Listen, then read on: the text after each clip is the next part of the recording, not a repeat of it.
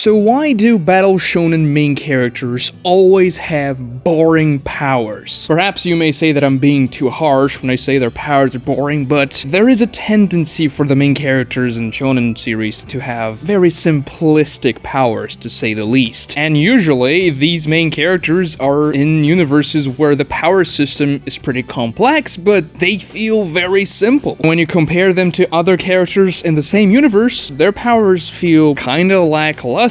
So let's go over a few examples here. Naruto is in a world where there are powers from every single type of element, all those weird looking jutsus, but everything he does is shadow clones and several different Rasengans. Goku only uses laser beams. Ichigo doesn't really have very complex powers if compared to others. Yuji only really punches people using his power, and that's it. While other characters like Gojo are using the purple thing where you combine the red and the blue, and the technique is very complex. Deku is just strong and fast, and that's it. I mean, I guess he does get a lot of different powers once he awakens the powers from the other inheritors of the All for One, but the series had already gone downhill after that. I mean, after All Might lose his powers, My Hero turns into a pretty crappy show.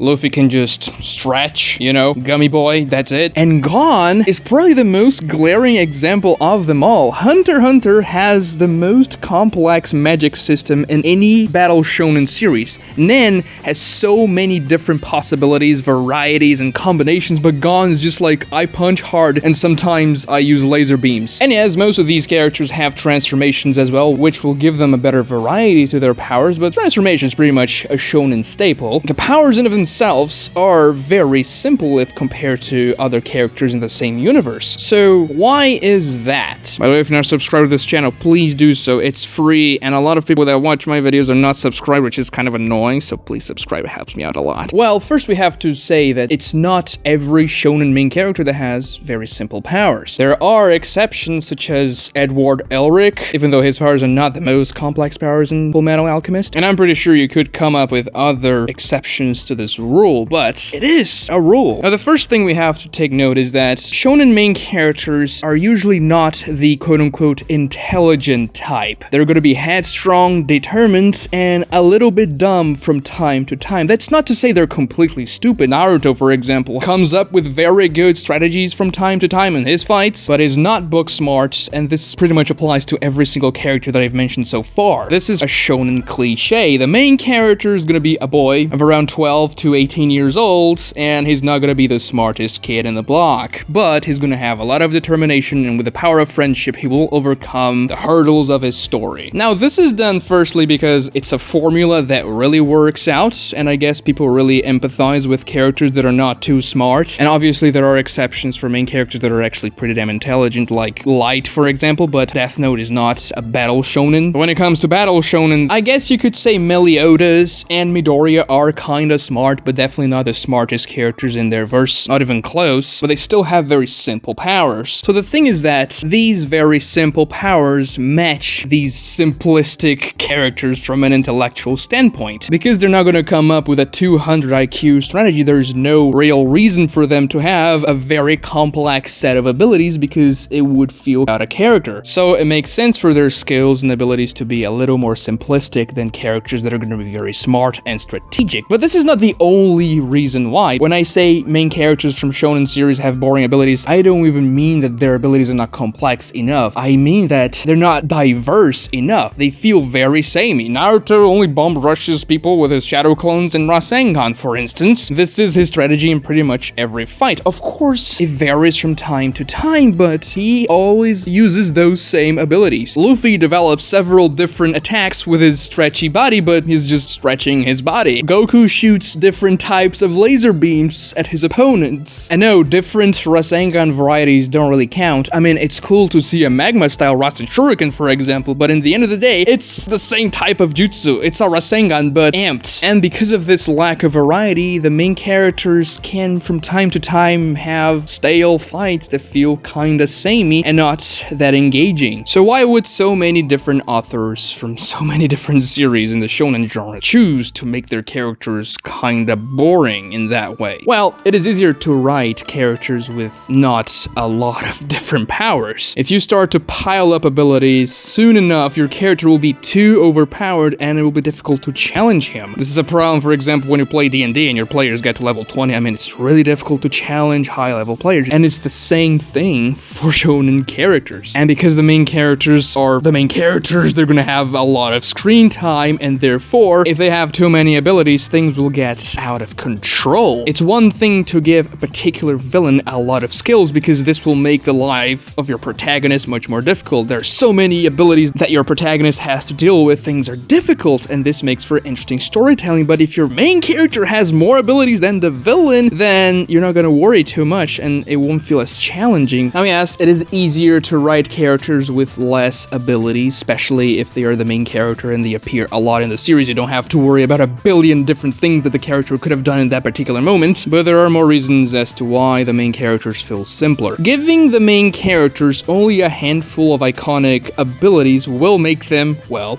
iconic. When you think about Naruto, for example, you instantly think about the Shadow Clones and the Rasengan. When you think about Goku, Kamehameha. When you think about Luffy, oh, it's the stretchy pirate. When you think about Gon, Jokenpo. This creates an identity to your series, a very recognizable set of abilities to your main character that instantly make people remember that series and have nostalgic feelings towards it when you see it again and again and again. The audience gets attached to the main character's abilities, and they feel safe at home whenever the main character uses an ability you're familiar with. And also, because the main character is going to have the most screen time in the series, and they're going to have to solve all types of different problems with their powers, giving them abilities that are simple but that work in several different situations is a good storytelling tool for your main character to solve different problems using the same powers, but just using them in a different way. Take Naruto's Shadow Clones, for example. He uses them for pretty much everything: to create the Rasengan, to create the Rasen Shuriken, to train the Rasen Shuriken, to fool his opponents. So he does implement Shadow Clones, his staple ability, in many different ways, and the same thing can be applied to pretty much every character that I mention here that has quote-unquote simple abilities. Because imagine if the author had to give the main character a different ability for every single problem he had to solve.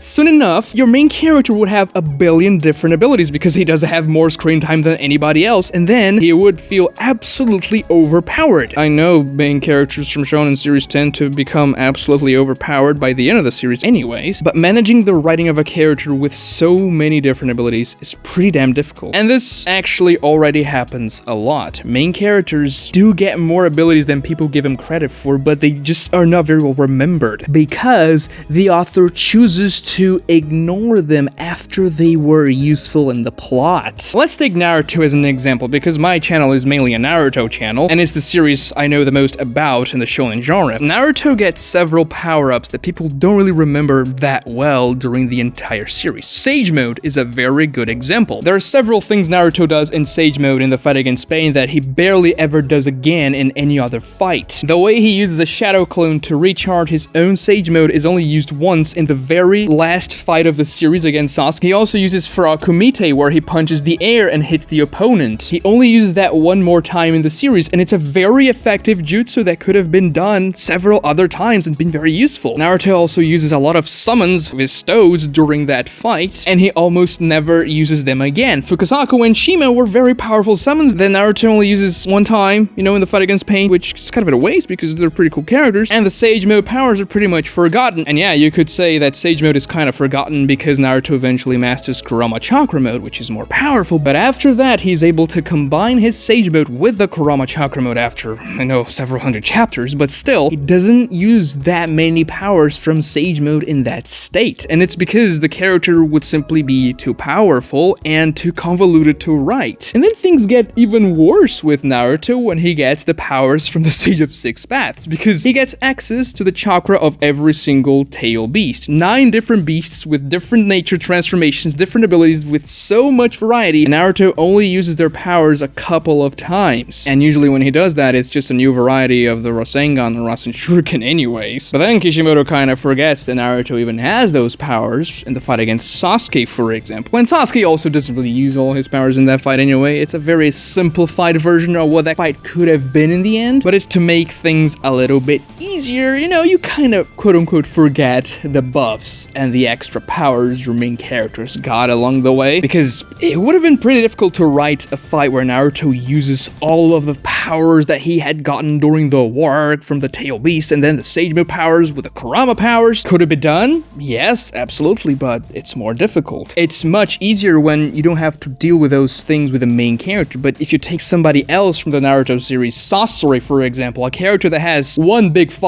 and dies, he had so many different powers and abilities with several different layers for his strategies and just an insanely variable arsenal. He uses all that in one single fight because Kishimoto knew that was going to be pretty much the only fight he would have in the series that he had to use everything, and he was a villain, so because he had so many different powers, it would be much more challenging for the good guys to beat him. How if you contrast Sasori's abilities to Sakura's abilities, the one fighting him, Sakura, she could punch hard and heal people. That's pretty much it. You can see the disparity between the villain and the good guy character, Sakura, in this situation. Now, Sasuke had more complex abilities, especially in Naruto Shippuden, but still, as I mentioned before, Kishimoto forgets a lot of the abilities he got along the way in the fight against Naruto in the Valley of the End. He's definitely not using all his Rinnegan powers, and you could excuse that saying that Sasuke wasn't proficient enough because he'd just gotten his Rinnegan, but still, it feels kind of cheap that he wouldn't use a lot of stuff there. It would be very interesting to have a battle shonen with a main character that's very strategic with different powers and variable abilities. One show that does that extremely well, and it's not exactly an anime, but I'm gonna mention it anyways, is Avatar, because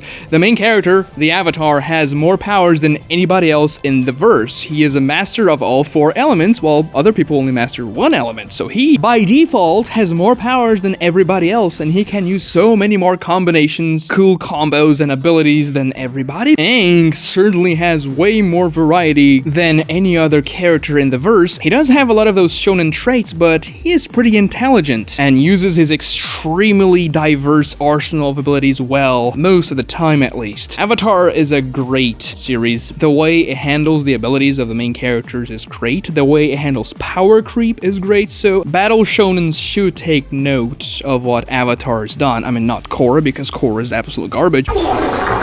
But The Last Airbender is goated. I mean, if you compare Avatar to most shonen manga, it's pretty much the reverse. The main character has the most complex set of abilities. If you compare it to the other characters, then it's gonna be the opposite in shonen anime, because the main character's gonna have the simplest abilities. So yeah, Avatar's pretty damn good, man. Just really worried about that live-action adaptation. I get a feeling it's gonna be absolute trash. Anyway, subscribe to this channel if you haven't so already. Like this video to help me out with the YouTube algorithm. Please do that, it really helps. Watch this other cool video right here, and thank you so much for watching.